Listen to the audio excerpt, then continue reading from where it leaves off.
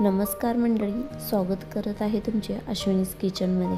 आज आपल्या किचनमध्ये थंडीच्या दिवसामध्ये गरमागरम खाण्यासाठी पालकाचा गरगटा कसा बनवायचा तो पाहणार आहोत। बरोबरच ज्वारीची भाकरी आहे, इथे तुम्ही बाजरीची बनवली तरी चालेल। हा गरगटा खायला खूप छान लागतो, तुम्ही एकदा नक्की ट्राय करून बघा।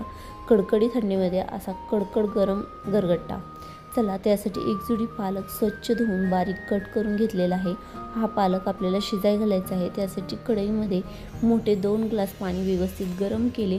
गरम झाल्यानंतरच पालक घालायचा। यामुळे काय होते तर जेव्हा आपण पाण्यामध्ये पालक घालतो ना, तेव्हा जसे की मी तुम्हाला आता इथे चमच्याने हलवल्यावर ते दाखवते की आपल्या पालकाचा कलर बिलकुल बदलला नाही, उलटून जास्त डार्क हिरवा झालेला आहे। कारण काय आहे तर पाणी व्यवस्थित गरम होते। जर तुम्ही थंड पाण्यात टाकचाल आणि नंतर गरम करचाल पाणी तर पालकाचा कलर काळपट होतो। त्यासाठी व्यवस्थित गरम पाण्यामध्येच पालक टाकून घ्या। आता याला व्यवस्थित एकजीव करून घ्या, म्हणजे कसं की पाणी आणि पालक व्यवस्थित एकजीव झाल्यानंतर व्यवस्थित शिजतात। तर झाकण ठेवून ह्याला साधारण 15 मिनिटं व्यवस्थित मीडियम गॅसवर शिजू द्या। 15 मिनिटानंतर पालक छान असा शिजला आहे, तुम्ही पाहू शकता कलर बदललेला नाही। चेक कसा करायचा तर पालकाचा एक देठ घ्यायचा, हा देठ घ्यायचा आणि हा देठ चेक करायचा। देठ चेक केल्यानंतर आपल्याला समजते की पालक आपला व्यवस्थित शिजला आहे। हातामध्ये घेऊन असं बोटाने मॅश करा। जर व्यवस्थित मॅश होत असेल तर समजून घ्या की आपला पालक परफेक्ट असा शिजलेला आहे। तुम्ही आता याचा गरगटा बनवण्यासाठी आपला पालक रेडी झालेला आहे।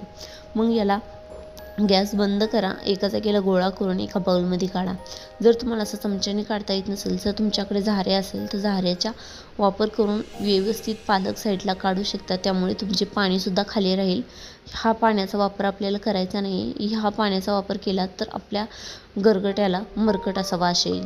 थंड होत आहे पालक, तोपर्यंत इथे 20 ते 25 खलबत्त्यात लसणाच्या पाकळ्या, 3 हिरव्या मिरच्या आणि अर्धा चमचा मीठ टाकून चांगलं व्यवस्थित बारीक करून घेत आहे। जर तुम्हाला मिक्सरला करायचे असेल तर करू शकता, पण खलबत्त्यात केलेला हा मिरचीचा ठेचा जास्त चविष्ट होतो, ज्यामुळे पालकाची चवसुद्धा आणखीन वाढते। जर तुमच्याकडे दगडी खलबत्ता असेल तर खूपच छान, त्याच्यामुळे तर खूप छान लागते। आता इथे आपलं व्यवस्थित कुटून इथे मिरची आणि लसणाचा ठेचा तयार झालेला आहे। बरोबरच अर्धी वाटी इथे मोठा असं ओबडधोबड कुटलेलं शेंगदाण्याचं कूट घेतलेलं आहे, कच्चे शेंगदाणेच आहे। आता पालकसुद्धा थंड झालेला आहे, तर एका ग्लासच्या साहाय्याने मी पाठीमागून दाबून त्याला चांगलं मॅश करून घेत आहे। तुमच्याकडे जर तुमच्याकडे का नाही याच्या जागेला मॅशर असेल तर तुम्ही मॅशरने याला दाबून घेऊ शकता, पण ही इतका व्यवस्थित शिजलेला असतो की तुम्ही ग्लासने जर इझिली असं दाबलं ना, प्रेस केलं ना, व्यवस्थित तो बारीक होतो। आणखी छान असा मॅश होण्यासाठी त्याच्यामध्ये 1 ते 1.5 चमचा एवढी ज्वारीचे पीठ घालायचे, त्यामुळे पालक व्यवस्थित मॅश होतो। बरोबरच पालक ही एकजीव राहतो, म्हणजेच कसं की जेव्हा आपण भाजी बनवतो त्यावेळेस पालक एका साईडला आणि पाणी एका साईडला होते, ते होत नाही। त्याच्यासाठी 1 ते 1.5 चमचा एवढे ज्वारीचे पीठ घालायचे, नसेल तर बेसनाचे पीठ घातले तरीसुद्धा चालेल। तर अर्धा ग्लास पाणी घालून एकदा व्यवस्थित मिक्स घ्यायचे। अशा प्रकारे तुम्ही पातळ करून घ्या। आता कढईमध्ये 2 चमचे तेल गरम करायचे। तेल व्यवस्थित गरम झाल्यावर आपण जर लसणाचा मिरचीचा ठेचा बनवला आहे तो टाकून घ्यायचा, व्यवस्थित एकदा मिक्स करून घ्यायचे।